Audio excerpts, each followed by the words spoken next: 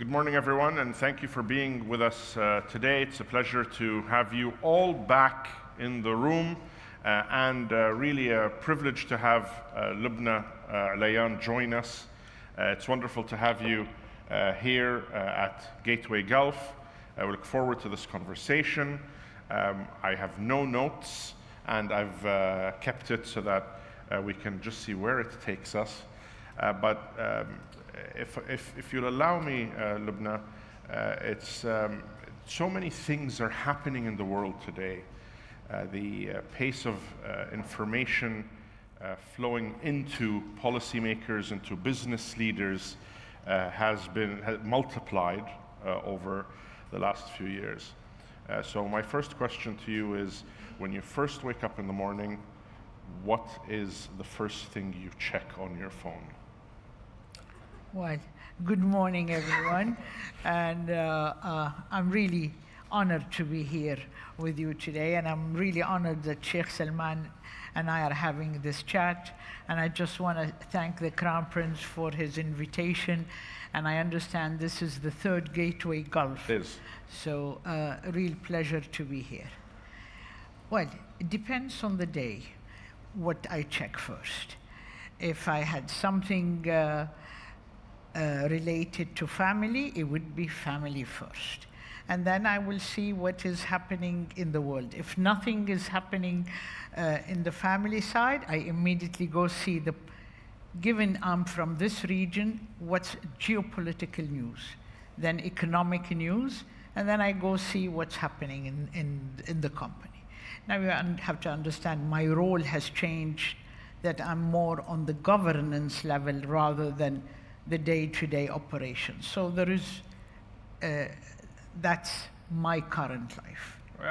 Thank you for mentioning governance, Lubna. And Olayan Group today is one of the leading family conglomerates in the region as a whole. One of the big differentiating factors is over the many decades that Olayan Group has been in existence was the strength of governance within the family group, and the early recognition of your late father that there needs to be a very strong corporate governance and also a strong empowerment of professional management. And that really differentiated Olayan Group, and it was one of its early hallmarks. So next question is, what was the best advice your father ever gave you? Well, thank you very much. For the audience, in 2027, we will be celebrating our 80th anniversary in the group. So my father was a pioneer, and for those that know the Gulf at that time, the Gulf was in a different place than what it is now. So, my father had given me many advice, but I recall one advice very well, and that is when he had appointed me CEO of OFC. OFC is Olayan Financing Company, and at that time, Olayan had to manage all the industrial investments of the group in Saudi Arabia, as well as the public equity and real estate. So it was only on the industrial side and investment. And he told me, now, listen, Isma'i binti, listen, my daughter, I'm gonna give you an advice. There are two groups of people that you will need, two professionals you will always need in your life: lawyers and accountants. Listen to them very carefully, but don't let them make the decisions for you. So that is an advice. I always tease my husband, who is a lawyer by profession. I always tease him. My father told me I should listen always, but I don't have to make a decision. But all kidding aside, my father was truly a practical man.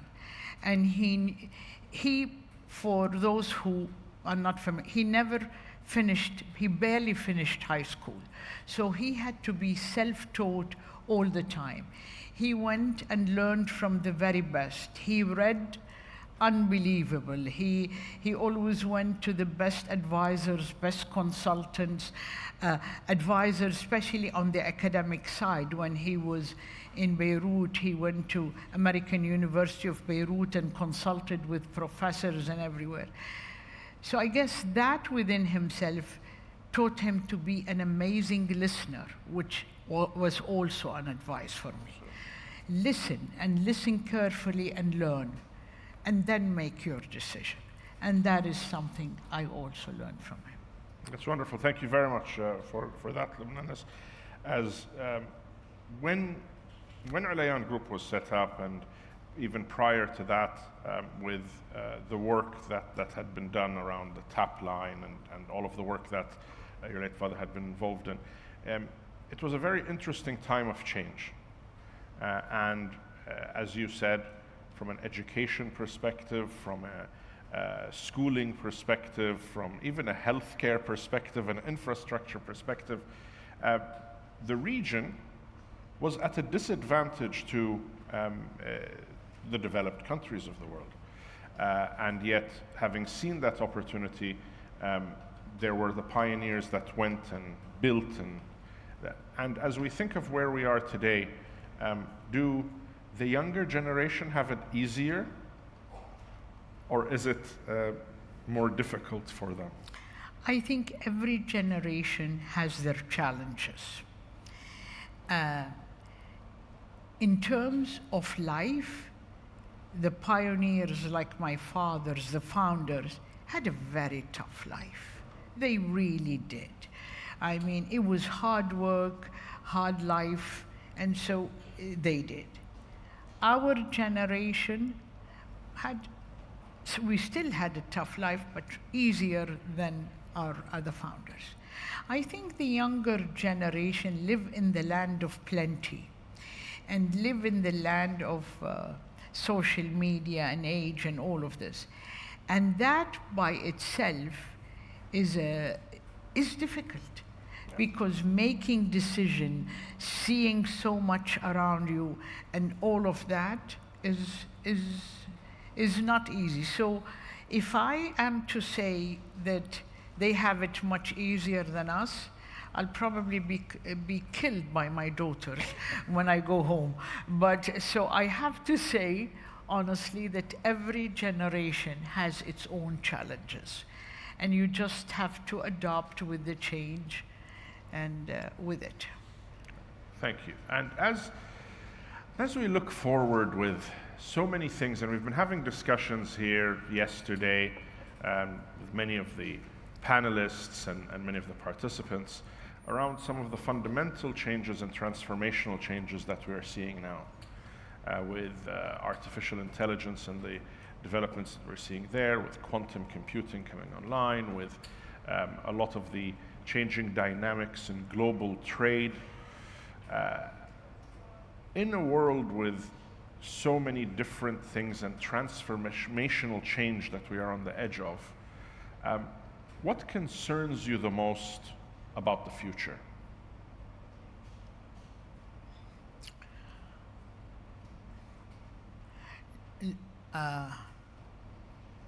Look, we come from a region of geographical instability and headaches. And I was telling someone the other day that since I started working in Saudi Arabia, which is in '83 is when I started working, I've seen 7 at least geopolitical conflicts, including wars. So that is in itself, the geopolitical instability is a worry. You spoke about the advances of technology and improvement, AI and all of this. That could be an enabler to facilitate our life if used properly, but it could also be misused. So that's as well as is a balance. Uh, the world needs, for me, one of my biggest worry on AI, I will have to say, other than the misuse, is the employment. That is something that I worry about. I remember in the past, when they said AI, we said we will train our people, we will improve our people so they can do a higher job. But we're seeing the reality now that actually in the West, people are letting go of people. 30,000 people were let go from one company, Amazon, I was reading. And we will see more people let go from as a result of the use of AI. One of the things that really worries me is a stable country needs a large middle class. Middle class is the backbone of any society. So we have to make sure that AI does not cause the middle class to shrink and make the wealthy wealthier and cause the gap. That my mind hasn't really grasped how we're going to use. I think we will be amazing and is if we can use AI to build up the middle class of a society. Then I would say, I think this is the right, we use technology to help strengthen our society.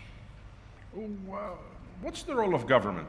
One of the main advantages and one of the strong advantages that we have in this part of the world has been that the speed at which governments can move, the resources that governments are able to deploy in ensuring that we have the right infrastructure, the ability for governments to push forward regulations and legislations that are business friendly, and the ability to focus on upskilling and training of human capital has really given this region a big advantage in its ability to move forward when there is transformational change.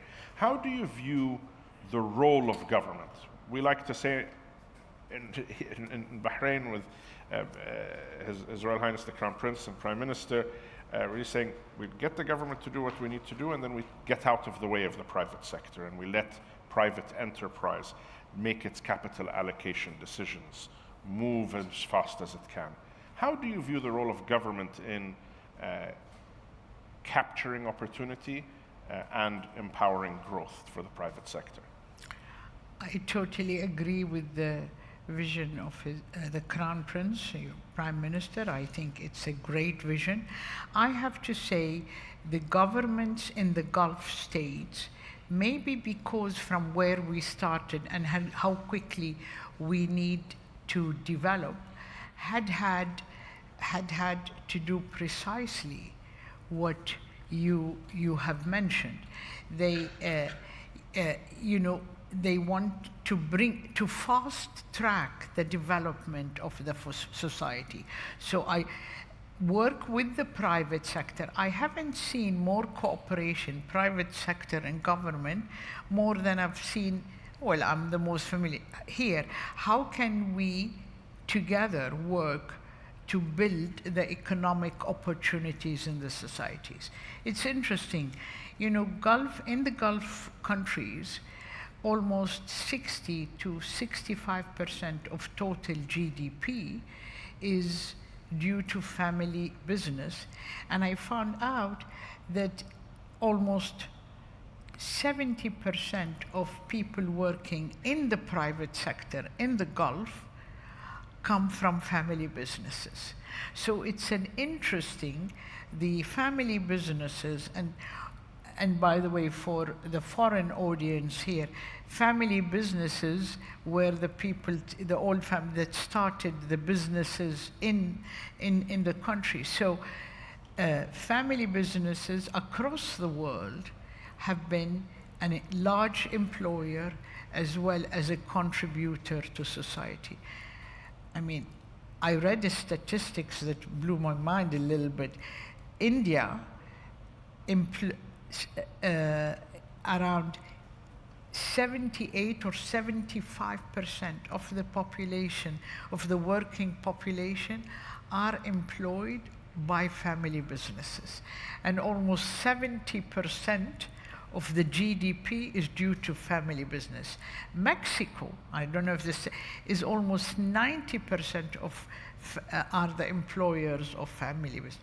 So there is a big role for private companies to play in the society, in employment, and building the resilience, the economic resilience of a company. On the speed, I totally agree. Recently, when the Gulf countries have put visions and put goals and aspirations, the speed in which the governments are working and ministers are working is putting us sometimes private sector to shame. I joke in Saudi Arabia when I talk to some of our ministers, I mean, I thought we used to work very hard, we in the private sector. Now I'm seeing the ministers in all the GCC are working very long hours and hard, and to be honest with you, it shows. The results shows. Look at this conference, look at Saudi Arabia, look at UAE. The economies are thriving because of the hard work of both public sector and private sector. Thank you for that, because it's it is important, and one of the things that a lot of our colleagues in government know is that yes, there's a lot of time that gets put in, and it's a huge time commitment, but there's a lot of work, never stops. Yeah. And they're having to continue to push, having to continue to really capture this moment. We are in a moment, and that moment is very positive for the region. The macro dynamics, the global dynamics are very positive for this part of the world, and it is important that with the leadership across the region, with the leadership of His Majesty the King here in Bahrain, the vision of His Royal Highness the Crown Prince, to be able to ensure that we are positioning ourselves and the wider region, of course, to really properly capture this moment, to create the right opportunity for the next generation. Yeah. And there are many opportunities. You know, we used to say the business people or executive, we want to have life-work balance. But I think now life-work balance has to apply more to ministers than us in the private sector. I'll stop here. But it's but really capturing that moment and translating it into opportunities, Correct. What is key. And with that, with a couple of minutes left, are you optimistic in general about where we're going, about where the world is going? I've always been an optimist, and I continue to be optimist. I think we have, but I'm a realist as well. So my worry is the geopolitical issues that the world face. My worry is the egos of some people. Where are they going to take the world to? My worry, as I said, is not keeping an eye. We all want prosperity and we all want to grow, but we should make sure we don't forget people behind, because that is going to be a dangerous to our society. So yes, I have lots of worries, but I am an optimist, and I believe future generation will have learned, and I hope every generation learns from the mistakes of others, and they will correct what we have sort of ignored. So that's why I am more optimistic, because when I speak to the youth, I see they have learned from some of our mistakes, and hopefully they will correct what we have neglected. Well, thank you. I always tell my colleagues that whenever I want to get an optimistic view on life, I go and spend some time with our 25-year-old, 22, 30-year-old entrepreneurs in the FinTech Hub and some of the accelerators, and it really refocuses the optimism and how much opportunity we really have going forward, and the duty we have to ensure that we are empowering them and giving them that opportunity. Lubna, I'd really like to thank you for being with us today. Pleasure. It's always wonderful to have you in Bahrain. Thank you for joining us in Gateway Gulf, and I hope that we have many other opportunities to see you and to have conversations with you. As always, thank you. Bahrain is a second home, and thank you very much for having me. Thank you, Lubna. Thank you.